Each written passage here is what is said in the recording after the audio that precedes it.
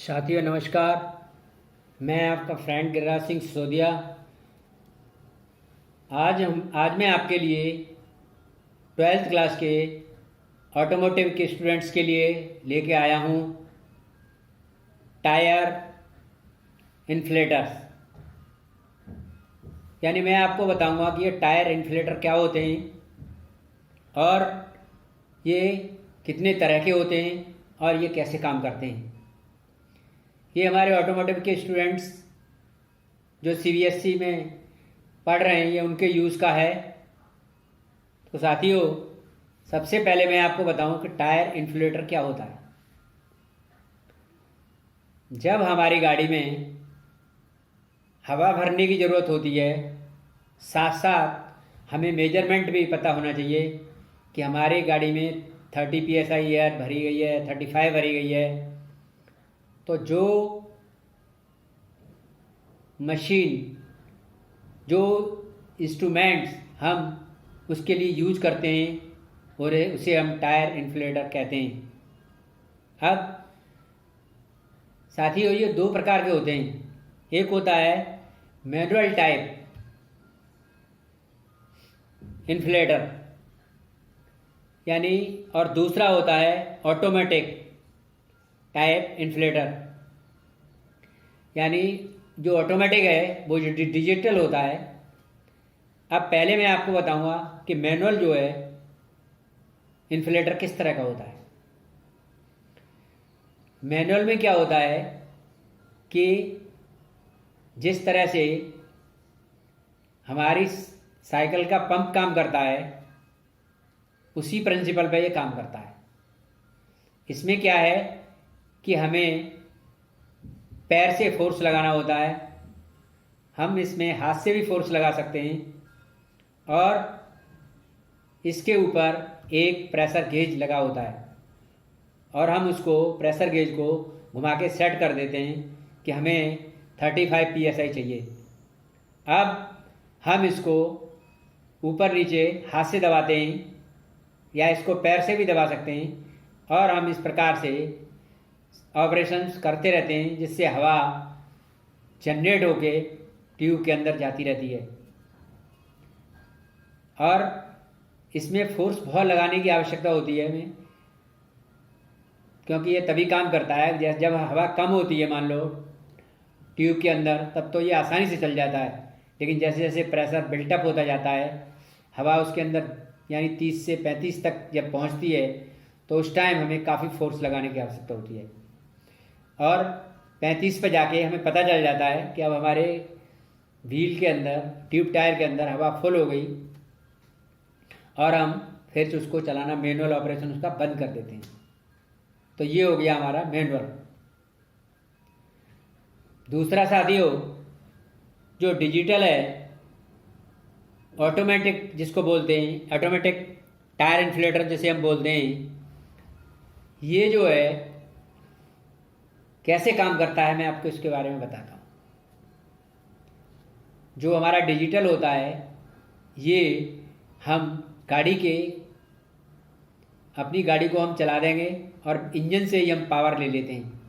यानी जिस तरह से हम मोबाइल चार्ज करते हैं उसी तरह से हम अपने प्लग को लगाने के लिए अटैचमेंट करवा लेते हैं और उसी में लगा के इसको ऑन कर लेते हैं। इसमें सेटिंग होती है कि हमें जैसे 35 PSI प्रेशर चाहिए और हमने देखा कि अभी हमारे ट्यूब के अंदर, ट्यूब टायर के अंदर प्रेशर है 10 PSI। तो अब हमें 35 PSI तक ले जाना है। तो हम इसमें क्या होता है, एक लंबी पूरी लीड होती है जिसको हम खोल के गाड़ी में, अब जहाँ से चार्जिंग होती है वहाँ पे जहाँ से पावर लेनी वहाँ लगा देते हैं। और इसमें जो बॉल बॉडी होती है उसमें लगाने के लिए भी ट्यूब होती है, उसको उसमें फिट कर देते हैं और इसके बाद इसको चालू कर देते हैं। थोड़ी साउंड तो करता है जब ये चलता है क्योंकि कंप्रेसर होता है, और उस साउंड होते होते ये इसमें कंटिन्यूअस चलता रहता है इसका प्रोसेस। और हम कुछ टाइम के बाद देखते हैं कि उसमें हवा 35 psi हो जाती है और इसमें ऑटो कट होता है। जब हवा 35 हो जाती है ये ऑटोमेटिकली कट हो जाता है, इसका फ्री हो जाता है। इसके बाद हम इसे बंद कर सकते हैं। जो हमें लगाने का भी एक थोड़ा इसका प्रोसेस ये है कि इसकी जो लीड है वो लंबी तो होती है, लेकिन हमें अगर पीछे वाले व्हील्स में लगानी होती है तो हम डायरेक्ट ऐसे गाड़ी के चारों तरफ घुमा के नहीं लगा सकते, क्योंकि इतनी ज़्यादा लंबी नहीं होती। उसके लिए हमें गाड़ी के बीच में विंडो से ही निकाल के लगाना होता है। तो ये हमारे लिए ध्यान रखने वाली चीज़ है। जो जो ये टायर इन्फ्लेटर होते हैं, ये जो है हवा जितनी हवा की ज़रूरत है उतनी एयर भरने के लिए, ट्यूब टायर के अंदर भरने के लिए काम आते हैं। और ये इन्फ्लेटर हैं, ये जो है सर्विस स्टेशंस पे, गैरेजेज में, ट्यूब टायर शॉप्स पे, और आप अपना पर्सनल यूज़ के लिए इसे यूज़ कर सकते हो। उसका रीज़न है कि आपको कम कैपेसिटी वाला चाहिए, वो इतना ज़्यादा महंगा नहीं आता, मतलब उसका काफ़ी चार्ज रीजनेबल होता है, तो आप उसको आसानी से खरीद सकते हैं और अपने यूज में ला सकते हैं। क्योंकि कई बार ऐसा होता है कि हमारी स्टेपनी में काफ़ी दिन से लगी हुई है, लेकिन जब बाई चांस पंचर हो गया तो उस टाइम हमने स्टेपनी निकाली तो पता लगा उसमें तो एयर बहुत कम है। तो ऐसे टाइम पे हम बहुत प्रॉब्लम में फंस सकते हैं। तो ये अगर हमारे पास है, टायर इन्फ्लेटर है, तो हम इसको निकाल के आराम से वहीं पे रास्ते में ही हवा भर सकते हैं। साथियों, हमें एक चीज़ का ध्यान रखना चाहिए जब इसे चलाते हैं तो, क्योंकि ये थोड़ा प्लेन सरफेस हो, थोड़ा वो एरिया भी थोड़ा मजबूत हो, ऐसी जगह पे हमें गाड़ी को खड़ी करना चाहिए। क्योंकि जब ये चलता है, जब इसमें कंप्रेसर चलता है तो काफ़ी वाइब्रेशन भी पैदा होते हैं और साउंड तो होती ही है, साउंड के साथ साथ थोड़े वाइब्रेशन जो होते हैं उनसे भी इफेक्ट पड़ता है। तो हमें इसको मतलब गाड़ी को जब हम खड़ी करें तो एक प्लेन सरफेस पे अच्छी जगह पे खड़ी करें और उसके बाद इसको चलाएं। जब आप इसको चला देते हैं तो चलाने के बाद ये वाइब्रेशन करता है और इसमें हवा बनती चली जाती है और वो आपके ट्यूब टायर हैं उनके अंदर हवा भरती चली जाती है। इस तरह से कुछ देर के बाद आपका जो आपने प्रेशर उसमें सेट किया है, 30 किया है, 35 किया है, उतने तक ये इसका लेवल पहुंच जाता है और इसमें, क्योंकि इसमें ऑटो कट भी होता है, तो अपने आप ही कट ऑफ हो जाता है।